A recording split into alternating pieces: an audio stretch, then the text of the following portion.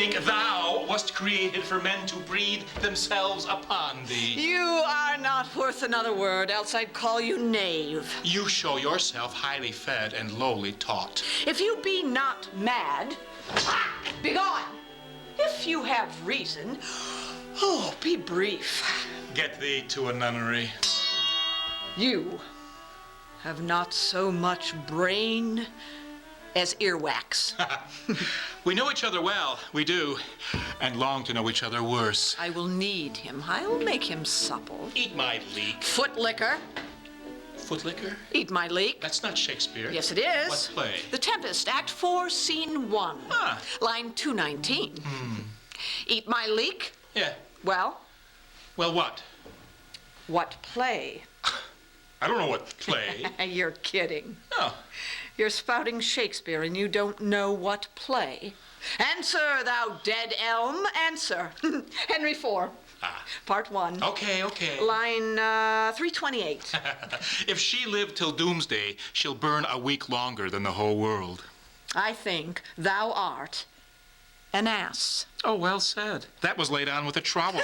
What a piece of work is man. This woman's an easy glove. She goes on and off at pleasure. Thou misshapen dick.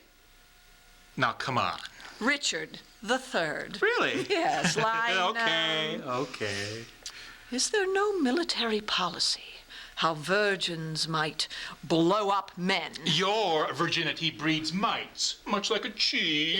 You, elfish-marked, abortive, rooting hog. Oh, for a muse of fire that would ascend the brightest heaven of invention, a kingdom for a stage, princes to act, and monarchs to behold the swelling scene. But pardon, gentles all, this flat, unraised spirit that hath dared on this unworthy scaffold to bring forth so great an object. And let me cipher to this great account on your imaginary forces work. Think, for it's your thoughts that now must deck our kings, carry them here and there, jumping over time, turning the accomplishment of many years into an hourglass. For the which supply admit us, chorus to this history, who, prologue like your humble patience pray, gently to hear, kindly to judge. Our play. Demetrius! Oh, no! I love you not, therefore pursue me not. Where is Lysander and fair Hermia? The one I'll slay, the other slayest me. Thou told me they were stolen into this wood, and here I am, mad within this wood, because I cannot meet my Hermia. Hence, get thee gone. Follow me no more. You draw me, you hard-hearted adamant, yet you draw not iron, for my heart is as true as steel. Oh, leave you your power to draw, and I shall have no power to follow you. Do I entice you, huh? Do I speak you fair? Or rather do I, in plainest terms, tell you I do not, nor I cannot, love you? And even for that do I love you the more. I am your spaniel, and the more you beat me, Demetrius, I will fawn on you. Use me but as your spaniel. Spurn me, strike me, lose me, neglect me, only give me leave. Unworthy as I am to follow you. Oh, what worse a place can I beg in your love, and yet a place of high respect with me than to be used as you use your dog. Tempt not too much the hatred of my spirit. For I am sick when I do look on thee. And I am sick when I look not on thee.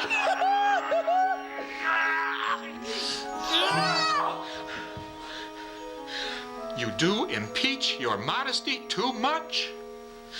to leave the city and commit yourself into the hands of one that loves you not. To trust the opportunity of night and the ill counsel of a desert place with the rich worth of your virginity.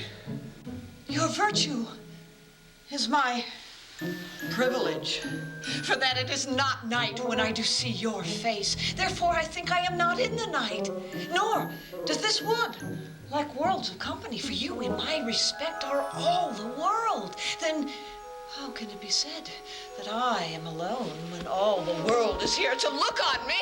I will run from thee and hide me in the brakes and leave thee to the mercy of wild beasts. Oh, the wildest hath not such a heart as yours. Run when you will. The story shall be changed. Apollo flies, and Daphne holds the chase. The dove pursues the griffin. The mild hind makes speed to catch the tiger.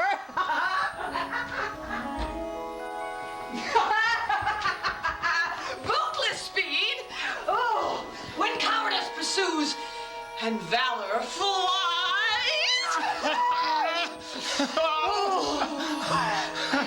I will not stay thy questions. Let me go. If thou do follow me, do not believe, but that I will do thee mischief in the wood. I, in the temple, in the town, in the field, you do me mischief. Fie, Demetrius. Your wrongs do set a scandal on my sex. We cannot fight for love as men may do. We should be wooed, and were not meant to woo.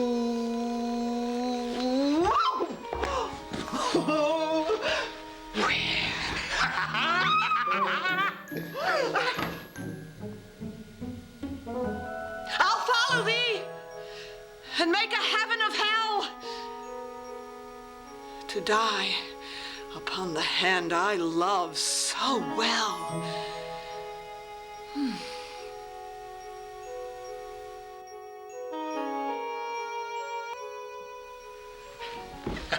Welcome to a Shakespeare sampler.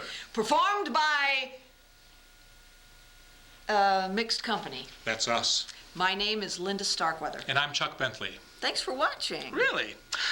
William Shakespeare, The Bard, the Swan of Avon. the world's greatest dramatist. Now, legend has it that as a young man, William Shakespeare was caught poaching deer and had to leave town in a hurry. That's not important. He was called an upstart crow in his first critical review. Chuck, that's not important either.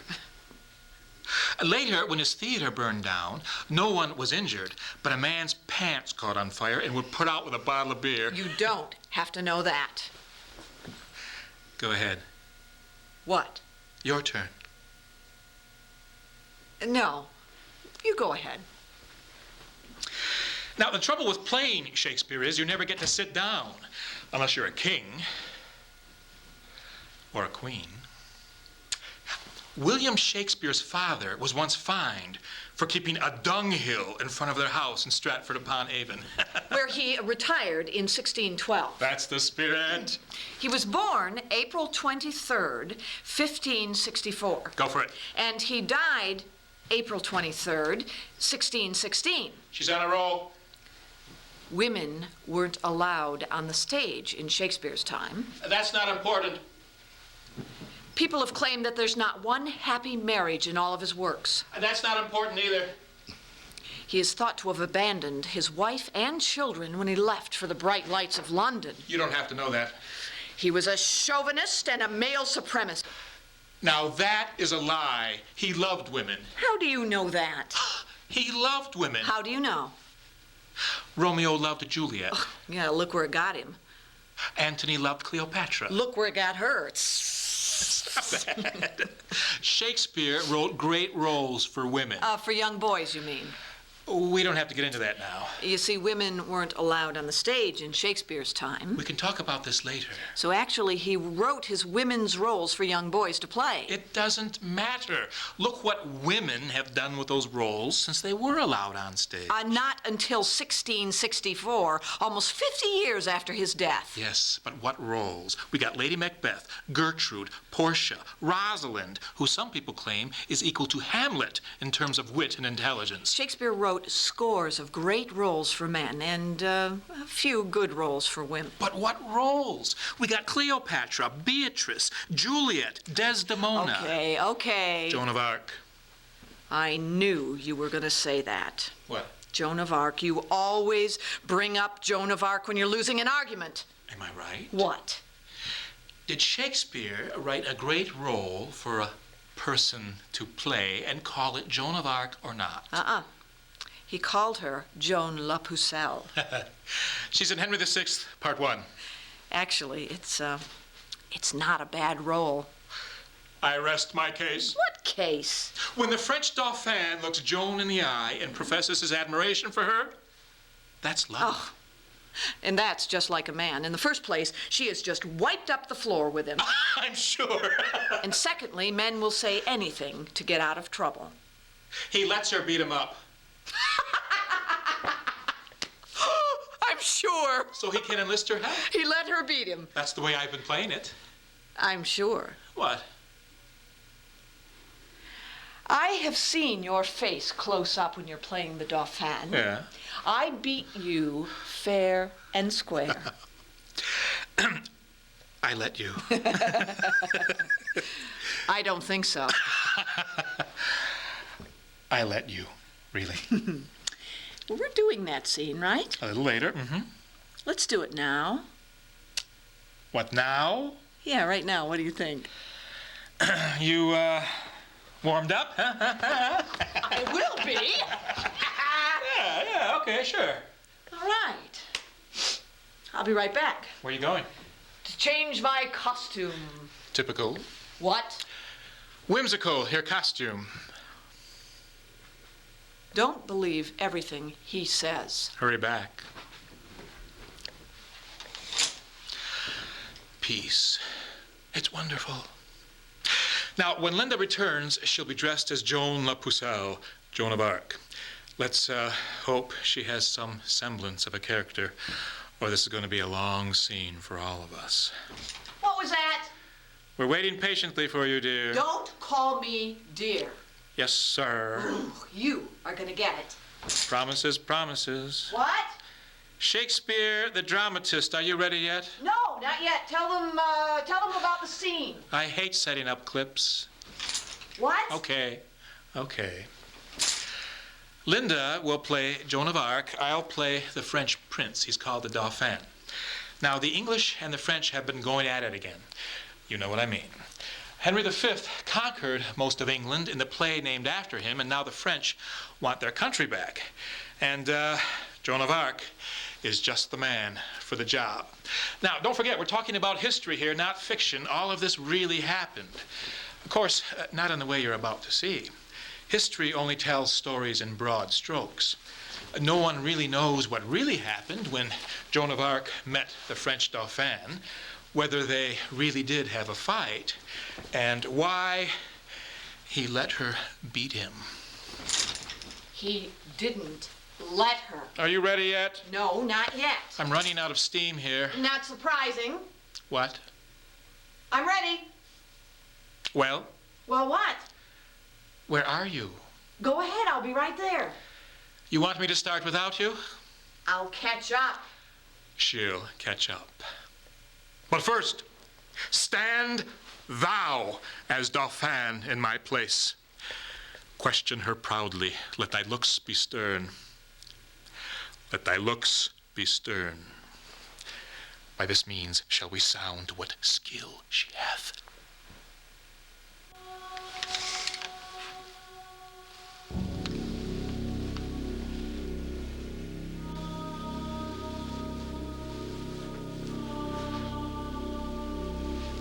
Is it thou that thinkest to beguile me? Where is the Dauphin?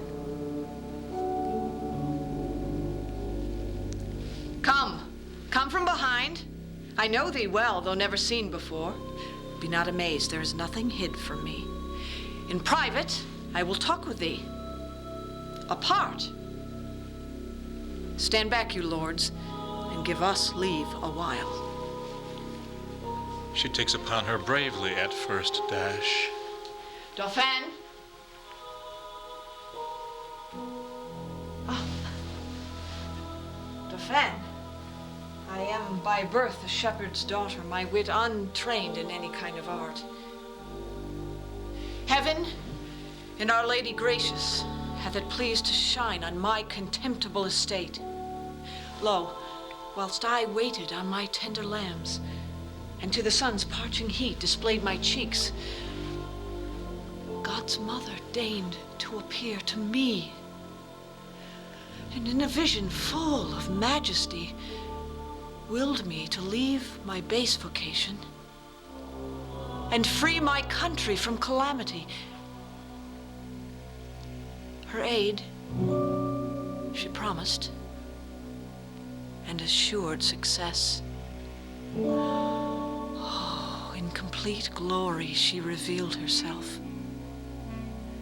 And whereas I was black and swart before, with those clear rays which she infused on me, that beauty am I blessed with which you may see. Ask me what question thou canst possible, and I will answer unpremeditated. My courage? Try by combat, if thou darest, and thou shalt find that I exceed my sex. Resolve on this, thou shalt be fortunate, if thou receive me for thy warlike mate. Thou hast astonished me with thy high terms. Only this proof I'll of thy valor make. In single combat thou shalt buckle with me. And if thou vanquishest, thy words are true. Otherwise I renounce all confidence. I am prepared. Here is my keen-edged sword, decked with 5 fleur-de-luces on each side. The Witchet terrain and St. Catherine's churchyard, out of a great deal of old iron, I chose forth.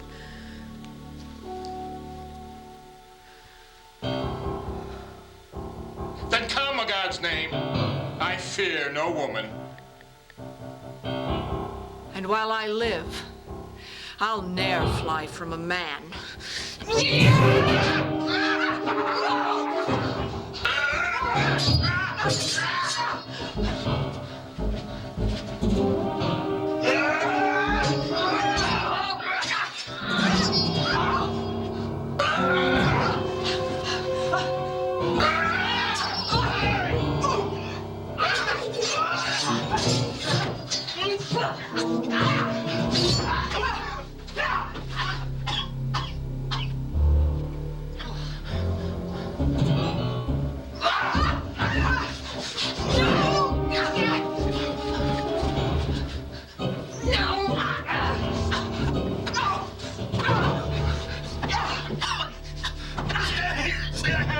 Thou art an Amazon and fightest with the sword of Deborah. Christ, Mother, helps me, else I were too weak. Whoever helps thee, 'tis thou who must now help me.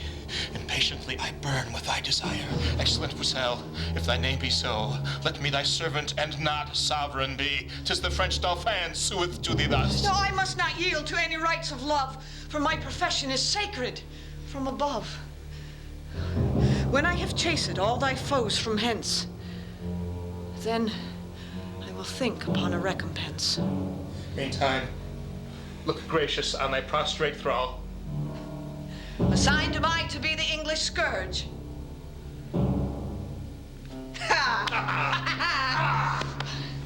This night the siege assuredly I'll raise. Expect St. Martin's summer halcyon days, since I have entered into these wars.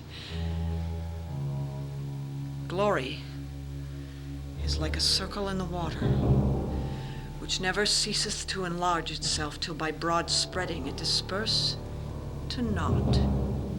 With Henry's death, the English circle ends. Dispersed are the glories it included. Leave off delays, and let us raise the siege. Presently, we'll try. Come, let's away about it. No prophet will I trust if she prove false.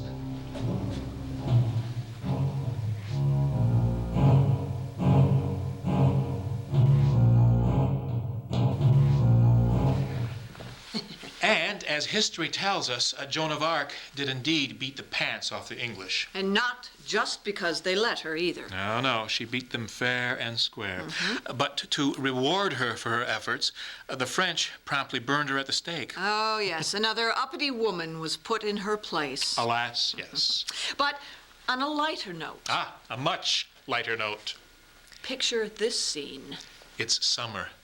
The sun is dappling the forest floor with dancing flashes of yellow light. We're deep within the forest of Arden. Now, sometimes Shakespeare put his characters into the forest so he could play around with social conventions. Where men could be whimsical and carefree. And young boys could play women playing young boys. You're gonna confuse them. You started the young boys thing. Oh, and you're gonna finish it. No, say whatever you like. It's your scene. My scene? You've got all the lines. I'm just stage boy in this scene. Oh, and you resent that. Resent it? No, I love it. You love it? Yeah. I love watching you work.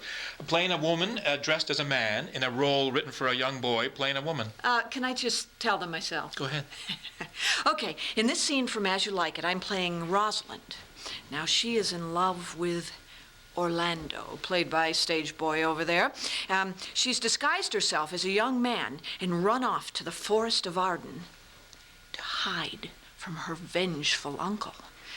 Now, while enjoying her newfound freedom in the woods, she's surprised to discover that the guy she fell in love with back at court, Orlando, has conveniently taken refuge in the same forest.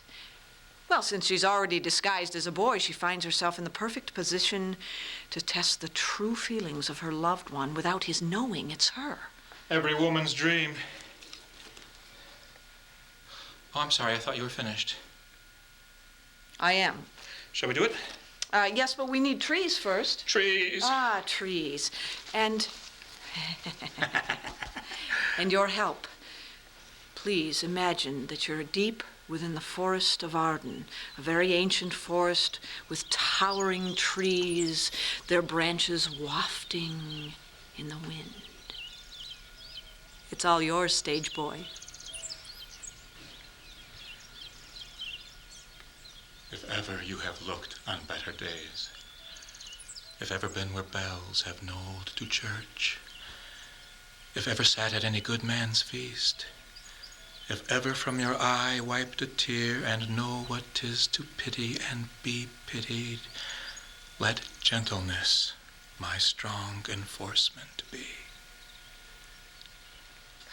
Hang there my verse in witness of my love, and thou, thrice crowned queen of night, survey with thy chaste eye from my pale sphere above my huntress name, which my full life doth sway.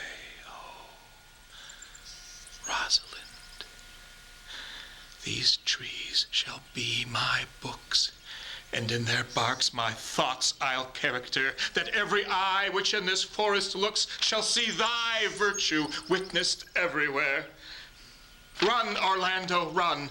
Carve on every tree the fair, the chaste, the unexpressive she. Oh. Psst. I will speak to him like a saucy lackey, and under that habit play the knave with him. Do you hear, Forrester? Very well. What would you? I pray you, what is it o'clock? Psst. You should ask me what time a day. There's no clock in the forest. Oh, then there's no true lover in the forest. Else sighing every minute and groaning every hour would detect the lazy foot of time as well as a clock.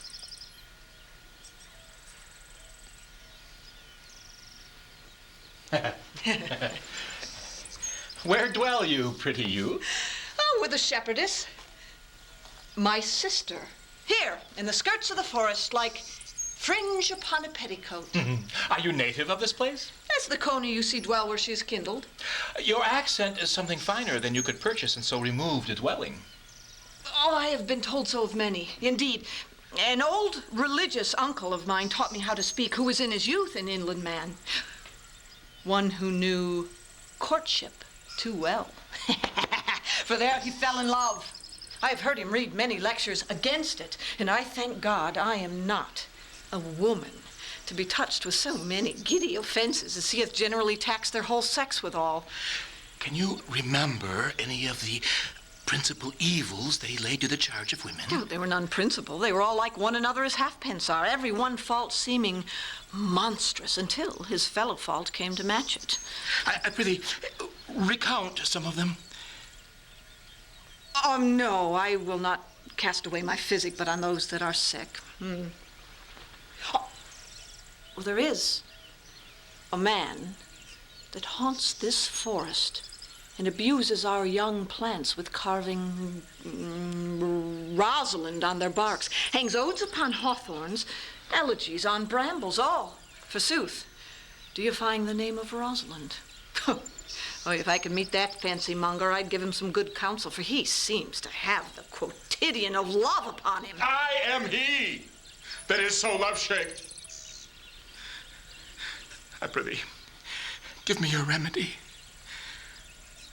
There's none of my uncle's marks upon you. He taught me how to know a man in love, in which case of rushes, I'm sure you are not a prisoner. What were his marks? Oh, a lean cheek, which you have not, a blue eye, and sunken, which you have not, an unquestionable spirit, which you have not.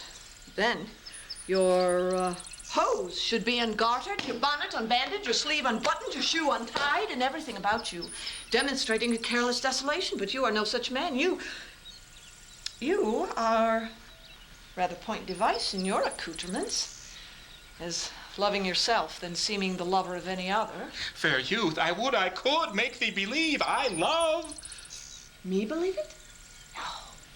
You may as well make her that you love believe it, which I warrant she is apter to do than to confess she does. That is one of the points to the which women still give the lie to their consciences. But in good sooth, are you he that hangs the verses on the trees wherein Rosalind is so admired? I am he, that unfortunate he. But are you so much in love as your rhymes speak? Neither rhyme nor reason can say how much. Love is merely a madness, and I tell you, deserves as well as a dark house and a whip as madmen do, and the reason it is not so punished and cured is that the lunacy is so ordinary that the whippers are in love too. Yet I profess curing it by counsel. Did you ever cure any self? Oh, yes. Well, one, and in this manner. He was to imagine me his love, his mistress. And I set him every day to woo me, at which time would I, being but a moonish youth, grieve, be effeminate, changeable, longing and liking, proud, fantastical, apish, shallow, inconstant, full of tears, full of smiles. For every passion something, and for no passion, truly, anything. As women and boys are, for the most part, cattle of this color. I would now like him, now loathe him, then entertain him, then forswear him, then weep for him, then spit at him, that I drave my suitor from his mad humor of love into a living humor of madness, which was to forswear the full stream of the world and live in a nook merely monastic. And thus I cured him. And so will I take upon myself to wash your liver as clean as a sound sheep's heart, that there be not one spot of love in it. I would not be cured, youth. I would cure you if you would but call me Rosalind and come every day to my cot and woo me.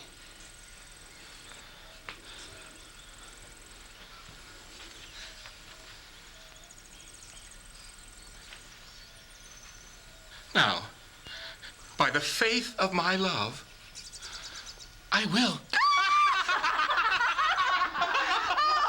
Go with me to it, and I will show it you. And by the way, you will tell me where in the forest you live. With all my heart, good youth. Nay, you must call me Rosalind.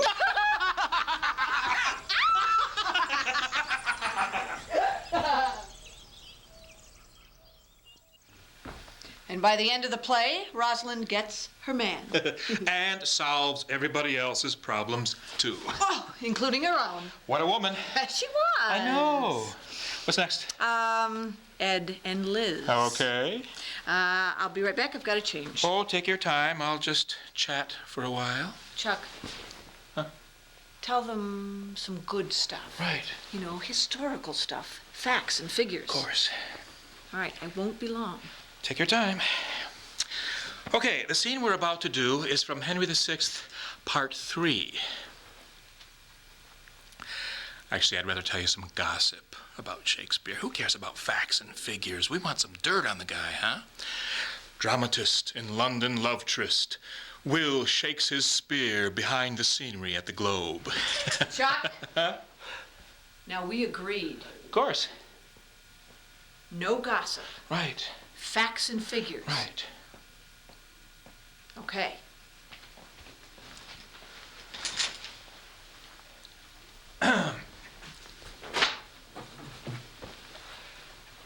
As many as 3,000 people would sit or stand in the Globe Theater to hear one of Shakespeare's plays. There wasn't one toilet facility for the bunch of them. Shakespeare wrote 37 plays in a little over 20 years. Some people claim that the Earl of Oxford wrote these plays, or Francis Bacon, or even Queen Bess herself. 1994 was the 430th anniversary of the birth of William Shakespeare. He stole his plots from everybody and anybody. It's generally recognized that only 3 of his plays are completely original in terms of storyline. Over 1,000 books or articles are written about Shakespeare every year, mostly by scholars needing to satisfy some academic requirement. Shakespeare was a popular, down-to-earth writer in his own time, so much so that the city fathers and Puritan clergy often denounced playgoing in general as a, quote, stimulus to whorish lust. Refreshments were sold in the theater, including beer and water, apples and oranges, gingerbread, and hazelnuts, which were the Elizabethan equivalent of raisinets, some of which were occasionally thrown on stage at the actors. How's it going? I'm ready, are you? 10 more seconds. Okay. I'm playing Edward. She's playing Elizabeth Grey. I'm the king. She needs a favor. I take one look at her and need a favor of my own. Oh, you'll see. Just flow with it.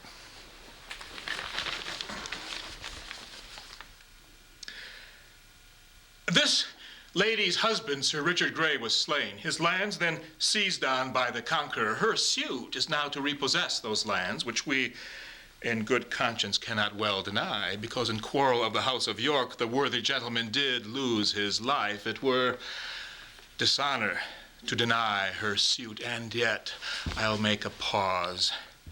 I think the lady hath a thing to grant before the king will grant her humble suit.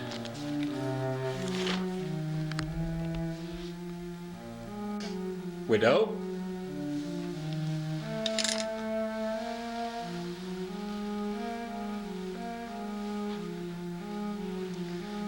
We will consider of your suit, and come some other time to know our mind.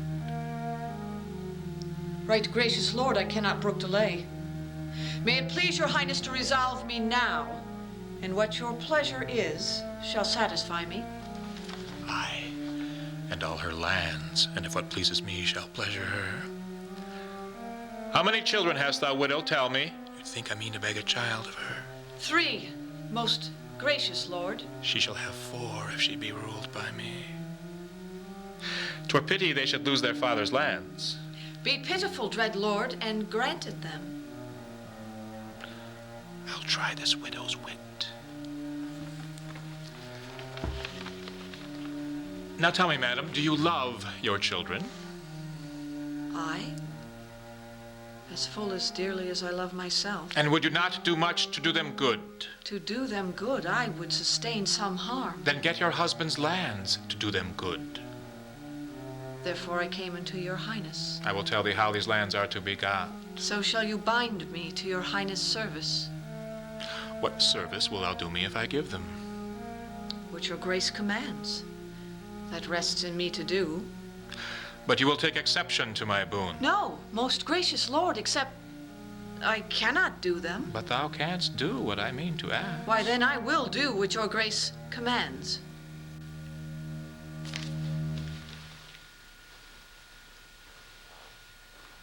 Why stops, my lord? Shall I not hear my task? An easy task, 'tis but to love a king. That's soon performed, because I am a subject. Why then, thy husband's lands I freely give thee.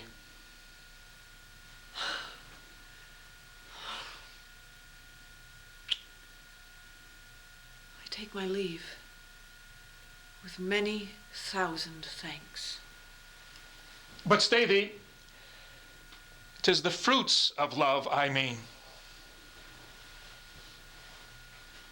'Tis the fruits of love I mean, my loving liege. Aye, but fear me in another sense. What love thinkest thou I sue so much to get? My love till death, my humble thanks, my prayers, that love which virtue begs and virtue grants. No, by my troth, I did not mean such love. Why, then you mean not as I thought you did. But now you partly may perceive my mind. My mind will never grant what I perceive your lordship aims at, if I aim aright. To tell thee plainly, I aim to lie with thee. To tell you plain, I had rather lie in prison.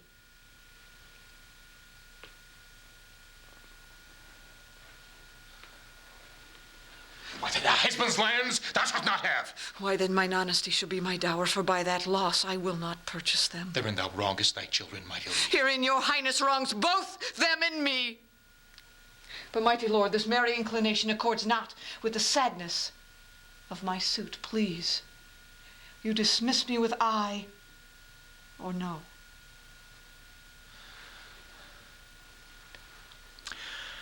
Aye, if thou dost say aye to my request. No, if thou dost say no to my demand. Then no, my lord. My suit is at an end. Her looks do argue her replete with modesty. Her words do show her wit incomparable. All her perfections challenge sovereignty. One way or other, she is for a king. And she shall be my love. Or else, my queen.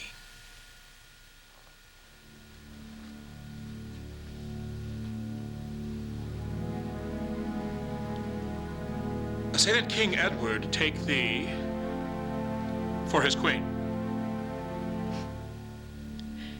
'Tis better said than done, most gracious lord.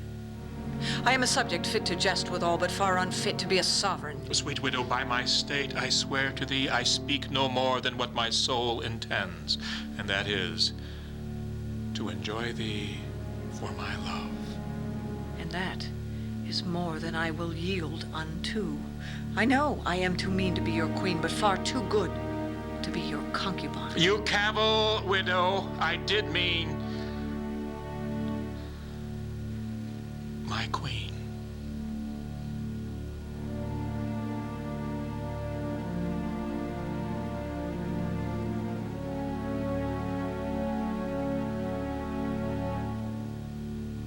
"'Twill grieve your grace my son should call you father."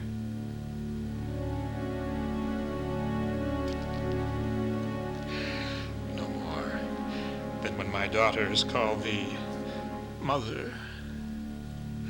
Thou art a widow, thou hast some children, and I, being but a bachelor, have some other.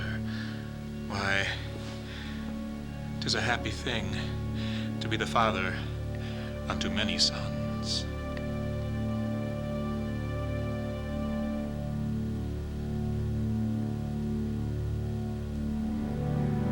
Answer no more, for thou shalt be my queen.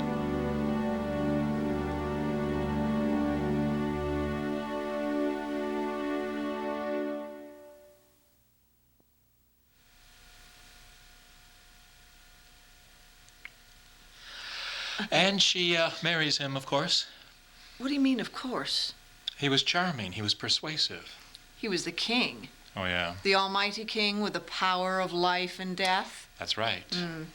What do you want to do now? You want to play Liz again? Oh, yes. Lady Elizabeth Grey makes an appearance in another play by Mr. Shakespeare. In the scene you just saw, she was young and very smart. In the scene we're about to do, she's older and even wiser, playing a dangerous game with a very dangerous man.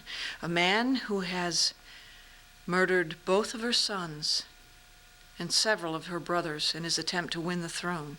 His name is Richard of Gloucester, the future Richard III. Okay, Richard III, born 1452, died 1485, the son of... This is boring. I think we should have Richard tell you in his own words. After all, he was Shakespeare's first major, multifaceted character. I think Richard could say it best.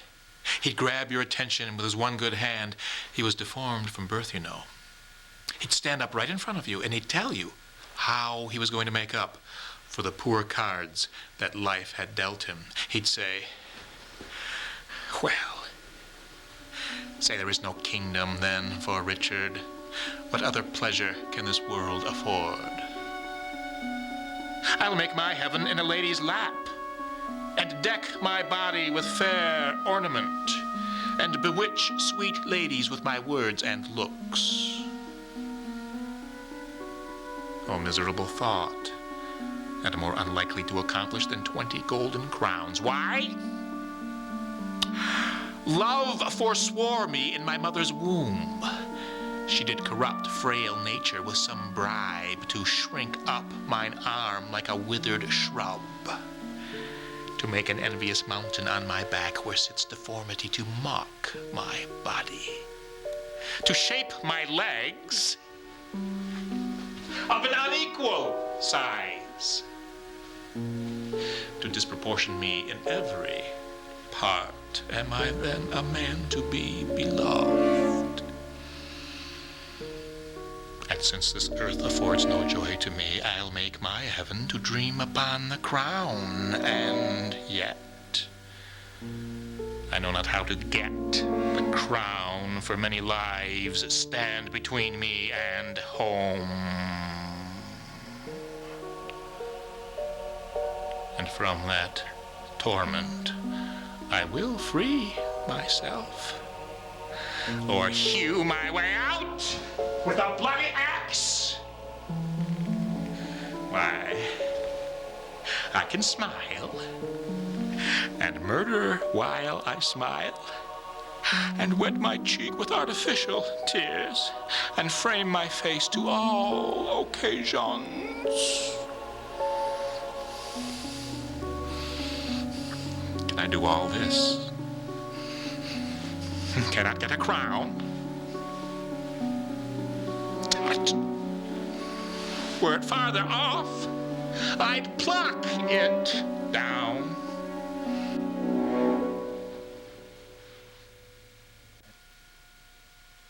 Stay, madam. I must speak a word with you. I have no more sons of the royal blood for thee to slaughter. For my daughters, Richard, they shall be praying nuns, not weeping queens, and therefore level not to hit their lives. You have a daughter called Elizabeth, virtuous and fair, royal and gracious. And must she die for this? Oh, let her live. And I'll corrupt her manners, stain her beauty, slander myself as false to Edward's bed. Wrong not her birth. She is a royal To princess. save her life, I'll say she is not so. Her life is safest only in her birth. And only in that safety died her brothers. Lo, at their birth, good stars were opposite. No, to their lives ill friends were contrary. My babes were destined to a fairer death, if grace had blessed thee with a fairer life. You speak as if I had slain my cousins. Cousins, indeed, and by their uncle cozened. Of comfort, kingdom, kindred, freedom, life, whose hands soever launched their tender hearts, thy head all indirectly gave direction. No doubt the murderous knife was dull and blunt, till it was whetted on thy stone-hard heart to revel in the entrails of my lambs. But that still use of grief makes wild grief tame. My tongue should to thine ears not name my boys, till that my nails were anchored in thine eyes, and I in such a desperate bay of death, like a poor bark assails with tackling reft, rush all to pieces on thy rocky bosom. Madam, so thrive I in my enterprise and the dangerous success of bloody wars, as I intend more good to you and yours, than ever you or yours by me were harmed. What good is covered with the face of heaven to be discovered that could do me good? The advancement of your children, gentle lady. Up to some scaffold there to lose their heads. Be not so hasty to confound my meaning. I mean that with my soul I do love thy daughter, and do intend to make her Queen of England. And who dost thou mean shall be her king? Even he that makes her queen, who should be else. What? Thou? Even so, how think you of it?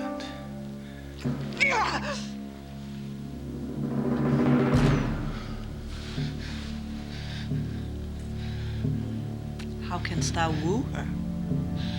That would I learn of you, as one being best acquainted with her humor. And wilt thou learn of me? Madam, with all my heart. Send to her, by the man that slew her brothers, a pair of bleeding hearts, thereon engrave Edward and York, then humbly she will weep, and therefore present to her, as sometimes Margaret did to thy father, steeped in Rutland's blood, a handkercher which say to her, did drain the purple sap from her sweet brother's body, and bid her wipe her weeping eyes withal. You mock me, madam. Look! What is done cannot be now amended. Men shall deal unadvisedly sometimes, which after hours gives leisure to repent. If I have stolen the kingdom from your sons to make amends, I'll give it to your daughter. If I have killed the issue of your womb, to quicken your increase, I will beget mine issue of your blood upon your daughter. I cannot make you what amends I would, therefore accept such kindness as I can. What? We have many goodly days to see. The liquid drops of tears that you have shed shall come again transformed to orient pearl, advantaging their love with interest of 10 times double gain of happiness. Go then, my mother, to thy daughter go. Make bold her bashful ears with your experience. Prepare her ears to hear a wooer's tale. And when this arm of mine hath chastised the petty rebel, dull-brained Buckingham bound, with triumphant garlands will I come, and lead thy daughter to a conqueror's bed, in whom I will retail all conquest won, and she shall be sole victoress. Caesar's Caesar.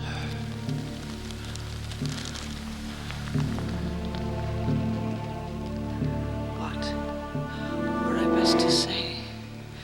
That her father's brother would be her lord? Or shall I say her uncle? Or he that slew her brothers and her uncle? And what title shall I woo for thee that God, the law, my honor, and her love can make seem pleasing to her tender years? Say I will love her everlastingly, But how long will that title ever last? sweetly enforce until her fair life's end, But how long fairly will her sweet life last? as long as heaven and nature lengthens it. As long as Helen Richard likes of it. Say I, her sovereign, am her subject, lo. But she, your subject, loathes such sovereignty. Be eloquent in my behalf to her. An honest tale speeds best being plainly told. Then plainly to her tell my loving tale. Plain and not honest is too harsh a style. Your reasons are too shallow and too quick. No, my reasons are too deep and dead. Too deep and dead, poor infants in their graves. Not on that string, madam, that is past. Harp on it still shall I, till heartstrings break. By my George, my garter and my crown. Profaned, dishonored, and the third usurped. Swear. By nothing, for this is no oath. Thy George profaned hath lost his lordly honor. Thy garter blemished, pawned his knightly virtue. Thy crown usurped, disgraced his kingly glory. If something thou would swear to be believed, swear then by something that thou hast not wronged. Now, by myself. Thyself is self misused. Now by the world. 'Tis full of thy foul wrongs. My father's death. Thy life hath it dishonored. Why then, by God. God's wrong is most of all. If thou didst fear to break an oath with him, the unity the king my husband made thou hadst not broken, nor my brothers died. If thou hadst feared to break an oath by him, the imperial metal circling now thy head had graced the tender temples of my child, and both the princes had been breathing here, which now two tender bedfellows for dust. Thy broken faith hath made the prey for words. What canst thou swear by now?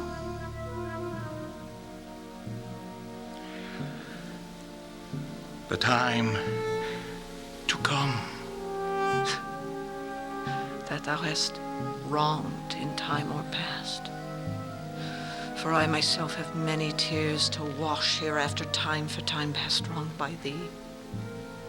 The children live whose fathers thou hast slaughtered, ungoverned youth to wail it in their age. The parents live whose children thou hast butchered, old barren plants to wail it with their age.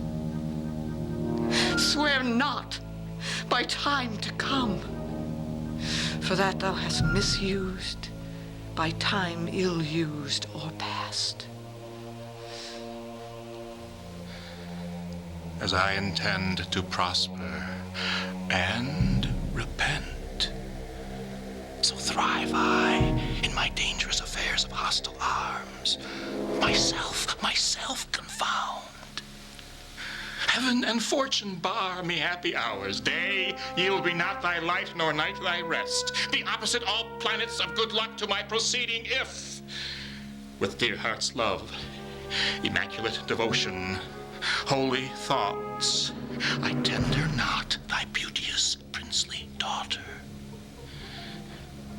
In her consists my happiness, and thine.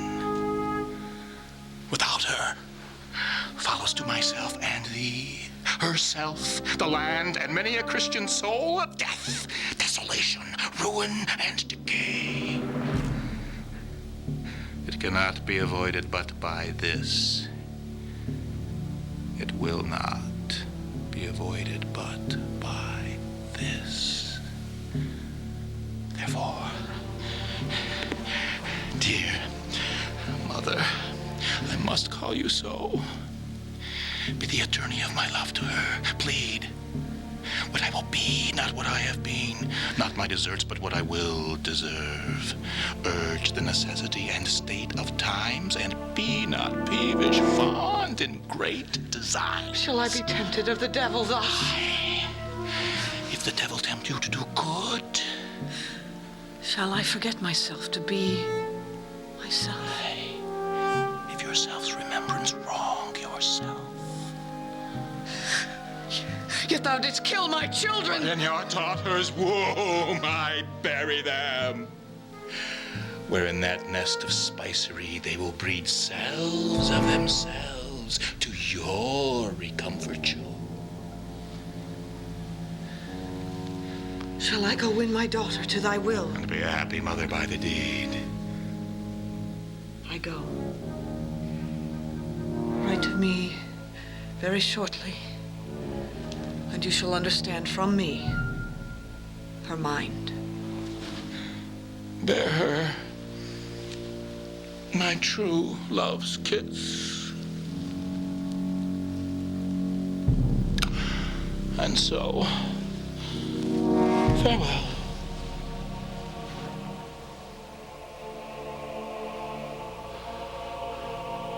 Relenting fool and shallow, changing woman.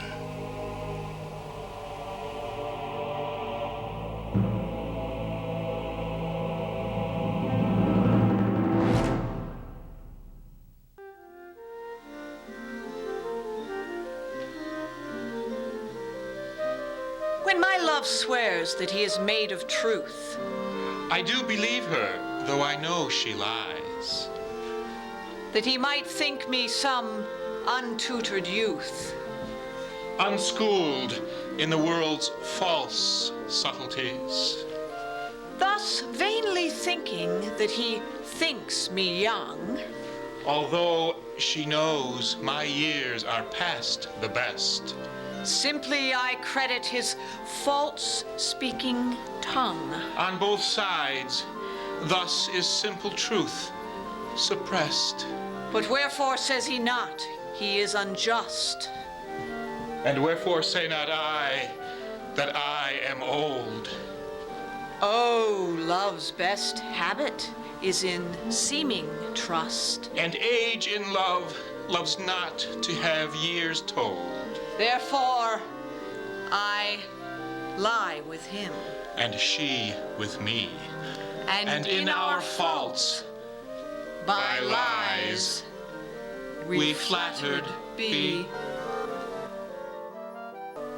That was a pavan. And a sonnet. A pavan is a dance. A sonnet is a poem. That was both of them together. Saves time that way. Hey, But, where are we going? to change. What are we doing? I thought you knew. 12th night. Oh, okay. Okay, Twelfth Night, a comedy, and another chance for one of Shakespeare's women to dress as a man. Only this time, her intended lover is her boss, and very much in love with someone else, which complicates matters exponentially. Because not only does Viola, played by Linda, as a young boy named Cesario, not only does Viola have to conceal herself from me, that's Orsino, but she's got to get me to notice her as well, while at the same time concealing herself from me. Confused? Don't worry, it's art. Sometimes you just have to let it wash over you. How's it going? I'm done. Well, I'm not, so keep going. I'm done. I'm dry. Improvise. I'm finished. Chuck, what are you going to do? Sit here till you enter, I guess. I don't believe this. I hate setting up clips, and you got these huge costume changes. All right. I'll do it myself. Thank you. Okay, so Viola, my character, is in love with Orsino, Chuck's character. But Orsino is in love with Olivia, a virtuous maid and daughter of a count that died some 12 months ago. Olivia is still in mourning for her father, and all this while has refused to see or hear from Orsino. And boy, is he depressed. If music be the food of love, play on. Give me excess of it, that surfeiting the appetite may sicken and so die. That strain again. It had a dying fall. It came o'er my ears like the sweet sound that breathes upon a bank of violets, stealing and giving odor. Now, good Cesario, that old and antique song we heard last night, methinks it did relieve my passion much, more than light airs and recollected terms of these most brisk and giddy paced times. Come, one verse. He is not here that should sing it, your lordship. Who was it? Feste, the jester. A fool the lady Olivia's father took much delight in. He is about the house. Come hither, boy. If ever thou shalt love, in the sweet pangs of it, remember me. For such as I am, all true lovers are unstayed and skittish in all motions else save in the constant image of the creature that is beloved. How dost thou like this tune? It gives a very echo to the seat where love is throned. Thou dost speak masterly. My life upon it, though young thou art, thine eye hath stayed upon some favor that it loves, hath it not, boy? A little, by your favor. What kind of woman is it? Of your complexion. Oh, she's not worth thee, then.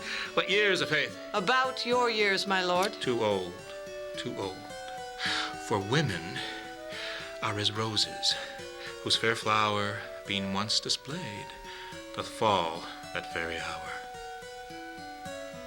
And so they are. Alas, that they are so, to die even when they to perfection grow. Now, good Cesario, once again, to yon same sovereign cruelty, tell her, my love, more noble than the world, prizes not quantities of dirty lands. The parts that fortune hath bestowed upon her, tell her I hold as giddily as fortune. But 'tis that miracle and queen of gems that nature pranks her in attracts my soul. But if she cannot love you, sir. I cannot be so answered. Sooth, but you must. Say that some lady, as perhaps there is, hath for your lordship as great a pang of heart as you have for Olivia. You cannot love her. You tell her so. Must she not then be answered? There is no woman's sides can bide the beating of so strong a passion as love doth give my heart. No woman's heart so big to hold so much. They lack retention. Alas, their love may be called appetite. No motion of the liver, but the palate that suffers surfeit, cloyment, and revolt. But mine is all as hungry as the sea, and can digest as much. Make no compare between that love a woman can bear me and that I owe Olivia. Aye, but I know. What dost thou know? In faith, they are as true of heart as we. My father had a daughter, loved a man, as it might be perhaps, were I a woman, I should your lordship. And what's her history? A blank, my lord. She never told her love, but let concealment, like a worm of the bud, feed on her damask cheek. She pined in thought, and with a green and yellow melancholy she sat like patience on a monument, smiling at grace. Was not this love indeed? We men may say more, swear more, but indeed our shows are more than willed, for still we prove much in our vows, but little in our love. But died thy sister of her love, my boy? I am all the daughters of my father's house, and all the brothers too, and yet I know not. Sir, shall I to this lady? Aye, that's the theme. To her in haste. Give her this jewel. Tell her my love can give no place. And so it's back again to Olivia. But by the end of the play, Viola, Cesario, puts on a dress and marries Orsino. And since by a miraculous coincidence she has a twin brother, Olivia gets to marry him and they all live happily ever after. Okay, what are we doing for a finale? I don't know. What do you want to do? How about Brutus and Portia? Too slow for a finale. Romeo and Juliet? Too young? For us, anyway. Kate and Petruchio. Kate and Petruchio. All right. Chuck, do me justice in this setup. Okay. Now, Linda is not thrilled with this play, but she does this scene because it's such a great part. Kate the shrew, strong, witty, sharp, a powerful woman in a man's world, and she doesn't even have to dress as a man either. She takes on the world as she is. She asks no quarter, and she grants none. Now, the problem with this play, The Taming of the Shrew, is in the ending. Kate is seen to be tamed, broken like a bucking bronco, lobotomized. Now, one only needs walk down any street in any city to see any number of Kate-like women. Strong, self-assured career women, juggling work and home and life and love in her quest for it all. In Shakespeare's time, however, society frowned upon such women, so old Will, ever the crowd pleaser, wrote a treatise on how to tame a so-called shrew. The modern actress, understandably, however, has a problem with this, often finding nothing wrong with Kate's behavior in the earlier scenes of the play before her transformation. It's the ending, however, that gives them the most problem.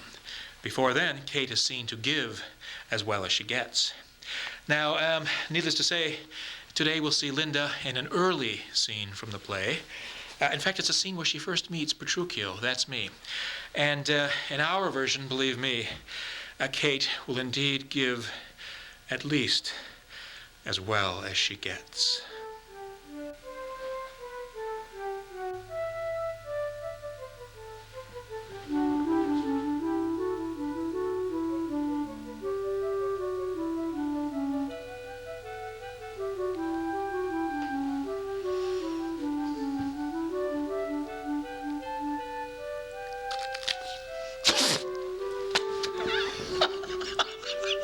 Now, by the world, it is a lusty wench. I love her 10 times more than ever I did. Oh, how I long to have some chat with her. I'll attend her here and woo her with some spirit when she comes. Good morrow, Kate, for that's your name, I hear. Well, have you heard? But something hard of hearing. They call me Catherine, that you talk of me. No, you lie, Faith, for you are called plain Kate, and Bonnie Kate, and sometimes Kate the Cursed. But Kate, the prettiest Kate in Christendom, my super dainty Kate, for dainties are all Kates. Therefore, take this of me, Kate, of my consolation. Hearing thy mildness praised in every town, thy virtue spoken of, and thy beauty sounded, yet not so deeply as to thee belongs, myself am moved to woo thee for my wife. Moved? In good time. Let him that moved you hither remove you hence. I knew you at the first. You were immovable. Why, what's immovable? A joint stool. Now has it come, sit down. Asses are made to bear, and so are you. Women were made to bear, and so are you. No such jade as you of me, you mean? Alas, good Kate, I will not burden thee, knowing thee to be but young and light. Too light for such a brain as you to catch. Yeah! And yet as heavy as my weight should be. Oh, should buzz. Well ta'en and like a buzzard. Oh, slow-winged turtle, shall a buzzard take you? Aye! For a turtle as he takes a buzzard. Come, you wasp! You are too angry. If I be waspish, best beware my sting. My remedy, then, is to pluck it out. Aye, if the fool could find it where it lies. Who knows not where a wasp does wear his sting in his tail? In his tongue. Whose tongue? Yours, if you talk of tails, and so farewell. What with my tongue in your tail? Alas, good Kate, come again. I am a gentleman. Oh, that I'll try.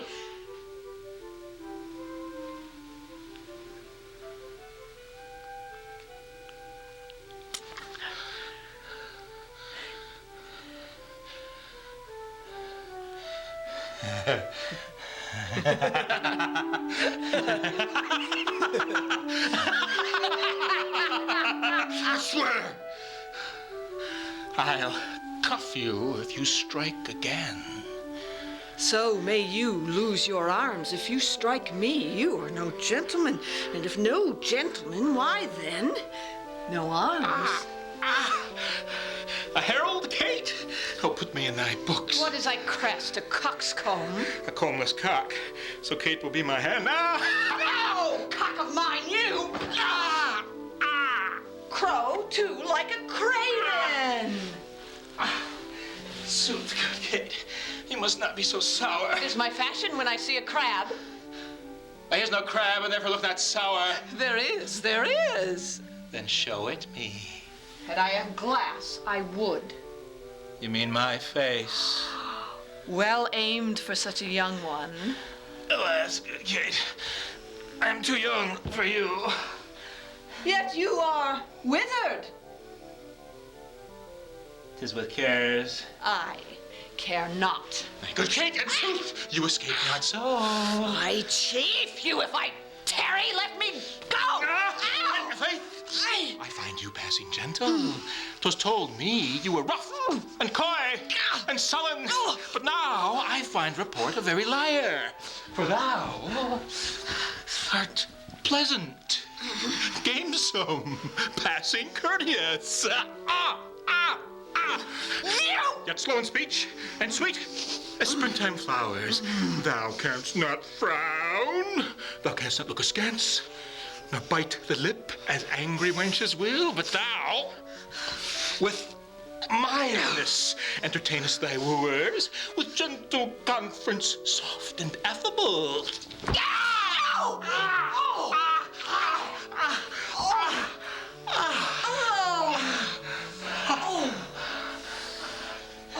Why doth the world report that Kate doth limp?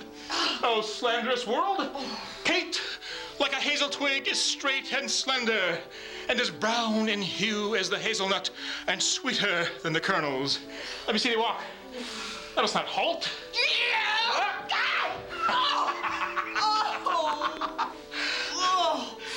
Go, fool, in whom thou keepest command. Did ever Diane so become a grove as Kate this chamber with her princely gait? Ha! Be thou Diane, and let her be Kate, and let Kate be chaste, and Diane sportful. Where did you study all this goodly speech? 'Tis extempore from my mother wit. A witty mother, witless else her son. Am I not wise? Yes, keep you warm. Mary, so I mean, sweet Catherine, in thy bed. What? Therefore, setting all this chat aside, thus in plain terms, your father hath consented that you shall be my wife, your dowry agreed upon, and will you, nill you, I will marry you.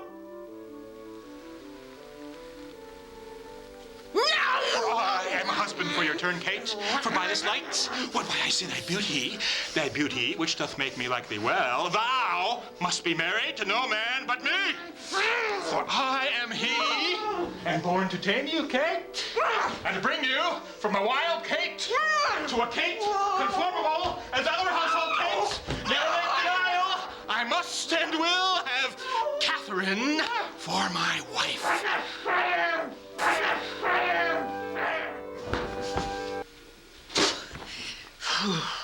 It is not the fashion to see the lady the epilogue, but it is no more unhandsome than to see the lord the prologue. Yeah. Now, if it be true that a good wine needs no bush, why then 'tis true that a good play needs no epilogue. Yet, to good wine they do use good bushes, and good plays prove the better with the help of a good epilogue. Oh, what a case am I in, then, that am neither a good epilogue nor cannot insinuate with you on the behalf of a good play. I am not furnished like a beggar, therefore to beg will not become me. My way is to conjure you. And I'll begin with the women. I charge you, O women, for the love you bear to men, to like as much of this play as please you.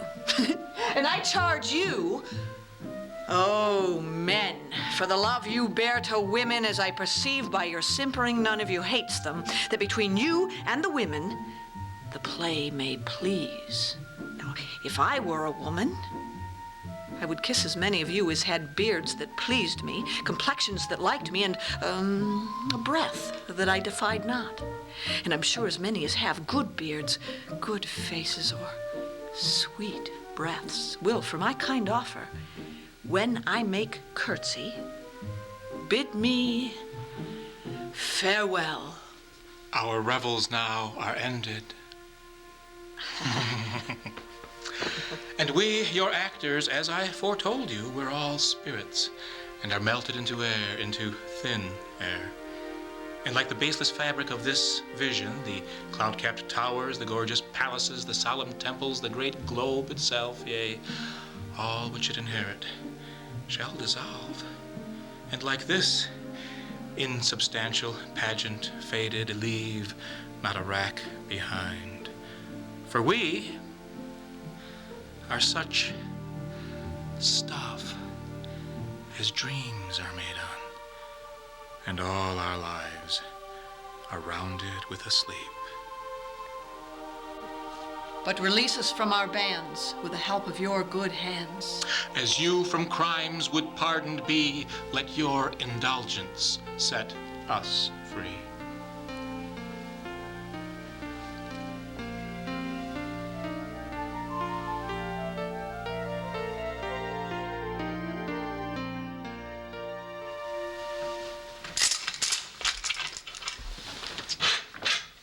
Oh, man, what a drag. What's a drag? Picking up our own props and stuff. Can't be helped. This is very midsummer madness. Sorry? Did you say something? No, nothing. She speaks, yet she says nothing. That's from Twelfth Night. Romeo and Juliet. Well, if you must know, I said, this is very midsummer madness. Well, that must be from Midsummer Night's Dream. Twelfth Night. Twelfth Night! Oh, these words like razors do wound my heart. His words are a very fantastical banquet. Lady, you are the cruelest she alive. Do you not know that I am a woman? When I think, I must speak. Ah me, how weak a thing the heart of woman is. Think you I am no stronger than my sex? Oh, tiger's heart, wrapped in a woman's hide. What a pretty thing a man is when he goes off in his doublet and hose, but leaves off his wit. A woman sometimes scorns what best contents her. Love hath made thee a tame snake. The sight of lovers feedeth those in love. Men have died from time to time, and worms have eaten them, but not for love. Shall I compare thee to a summer's day? I had rather hear a dog bark at a crow than a man swears he loves me. The course of true love never did run smooth. For which of my good parts did you first suffer love? Suffer love, a good epithet. I do suffer love indeed, for I love thee against my will. This love will undo us all. What think you of falling in love? We cannot fight for love as men may do. We should be wooed, and we're not meant to woo. The kiss you take is better than the one you give. Were kisses all the joys in bed, one woman would another wed. Get thee a good husband, and use him as he uses thee. Romeo and Juliet? All's well that ends well.